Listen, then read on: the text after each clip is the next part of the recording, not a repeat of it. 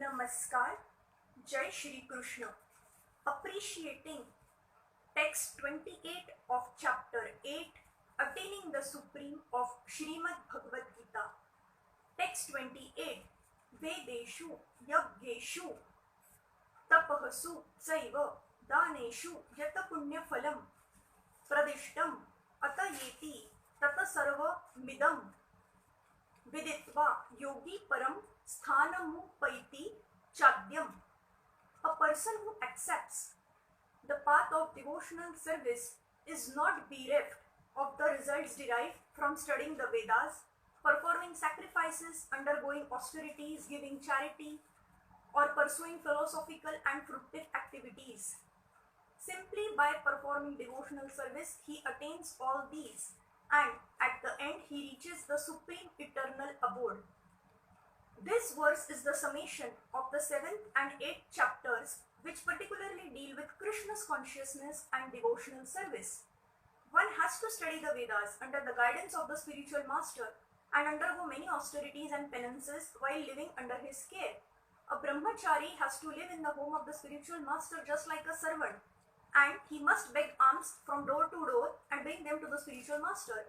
He takes food only under the master's order, and if the master neglects to call the student for food that day, the student fasts. There are some of the Vedic principles for observing brahmacharya. After the student studies the Vedas under the master for some time, at least from age 5 to 20, he becomes a man of perfect character. Study of the Vedas is not meant for the recreation of armchair speculators, but for the formation of character. After this training, the brahmachari is allowed to enter into household life and marry. When he is a householder, he has to perform many sacrifices so that he may achieve further enlightenment. He must also give charity according to the country, time, and candidate, discriminating among charity in goodness, in passion, and in ignorance as described in Bhagavad Gita.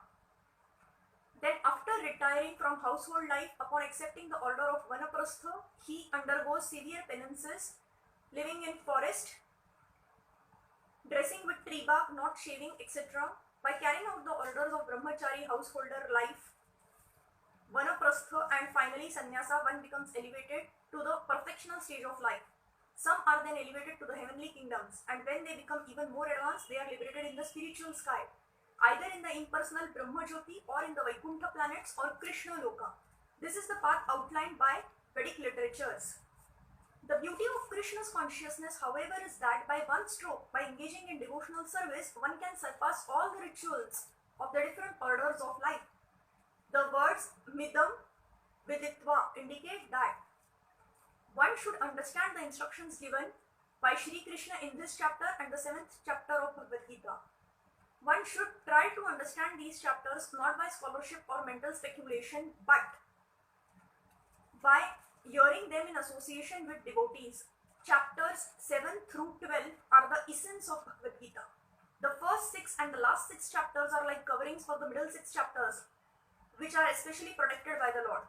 If one is fortunate enough to understand Bhagavad Gita, especially these middle 6 chapters in the association of devotees, then his life at once becomes glorified beyond all penances, sacrifices, charities, speculations, etc.